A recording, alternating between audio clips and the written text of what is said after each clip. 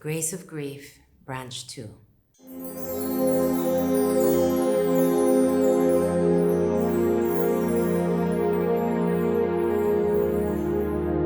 The goal of this branch is that you know that you need to look within yourself to find peace. The answers can only be inside of you, nowhere else. The epiphany is that you can define love and loss as you choose to. It's your journey, only yours. The affirmation I want you to say to yourself is that I trust that I find the right answers to honor love and to respect it the way it deserves to be. What I'm hoping to do is offer you the pathway to find the answers that you seek by having this mirror to look into, to ensure that you're asking yourself the right questions and you're not boggling your mind down with feelings that don't deserve to be there. I say this because a lot of times we do have regrets, and we think we have things that gnaw on our brain of things we wish we had never said, that we're ashamed of. Anger that we wish was never there. And today, everything seems futile because it's lost. Measuring that journey of someone being there and then suddenly vacuum disappearing from our lives is awful, because we are left to process it alone. There's no one in front of you to be able to have those discussions with anymore. You need to accept that you, within you, can go through that journey of releasing things, of finding peace, of easing the pain, and vowing that you won't repeat those errors, whatever you deem as errors, if there are any errors, that you won't repeat them with any other person in your life. Because the only thing we do know is that we will all die one day, all of us. How we choose to honor this life and respect it is valuable. And it's a journey to be done gracefully, peacefully, happily. You know, there's beauty in tragedy as well. Knowing that you've loved and you've lost, that's what poetry is made of.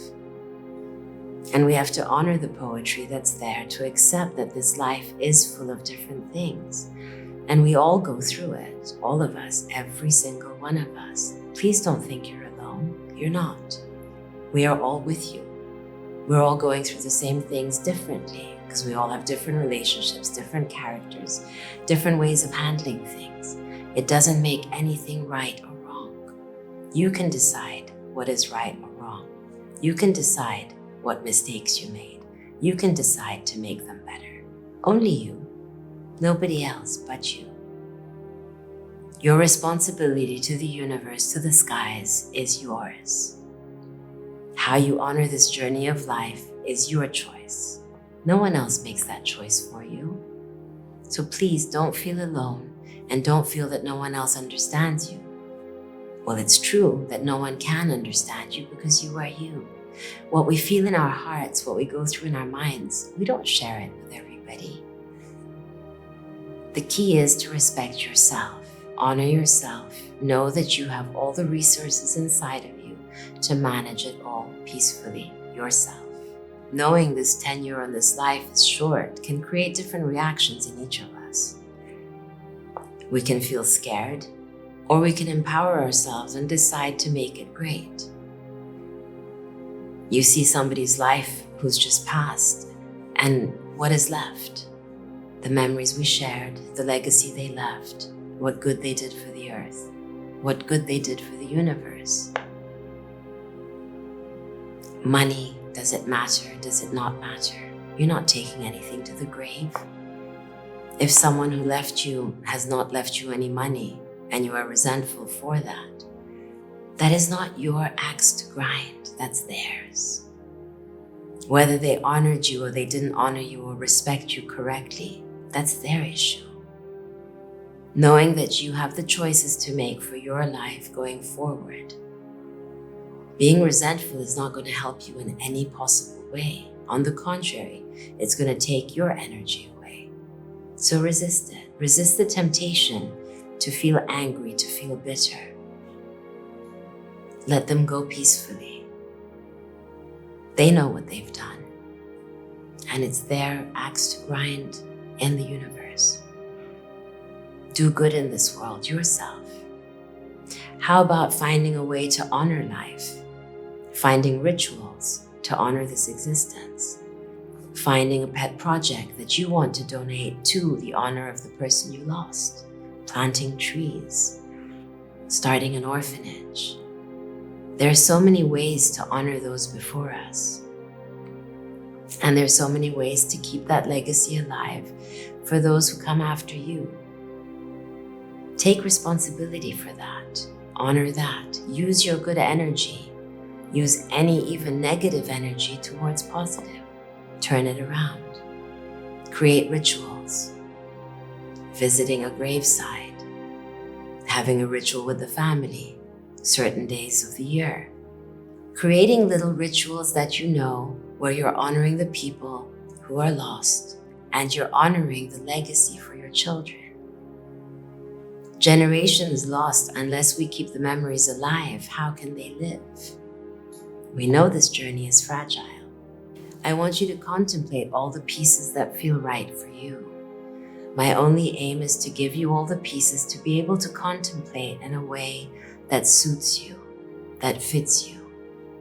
Giving you all the tools, all the keys to be able to open your heart and find peace within. Not challenge the dead. Don't challenge those we've lost. They can't answer us now. Therefore, you have to have the wisdom to find the answers within you. Only within you. Is there any need to seek forgiveness? Is there any need to forgive anyone? Do you need to forgive the people who maybe perhaps ruined the relationship you had with the one who's gone? Do you need to address any topics that are difficult to talk about? Holding them in your heart will help no one, and least of all you. Giving life a chance to make amends, keep things right. No ego, only humility. To say the things you need to say. There's no need to say them with anger. You can say them assertively. A lot of times people don't want to hear truths. But if it helps you to say them, please do, gently, so they can be acknowledged peacefully. Having respect is about saying what you mean and meaning what you say. But don't hold any resentment in your heart because it only hurts you at the end. Step into an understanding of being proactive. Make a list. And do it while the memories are still clear and warm. Knowing, for example, what pieces of the person you want to keep. If there's memorabilia, you want to protect it today. With emotion and high altitudes of feelings, we tend to make mistakes. So think 1 year from today, what are the things you're going to be feeling? What are the things you will have wished you kept? What are the things you wish you would have honored? Let's turn any pain into bittersweet memories that we can keep with us, that we can honor, we can respect, and we let all of the bad feelings go. Yes, we can miss somebody, and we can miss them joyfully too.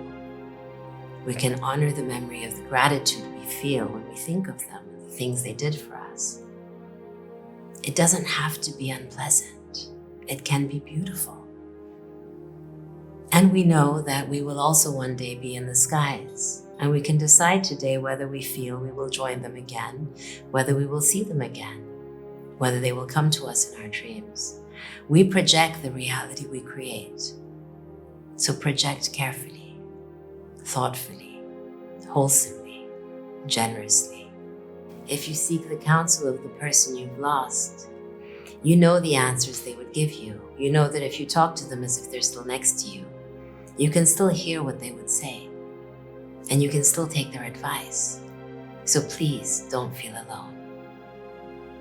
I'm here with you too.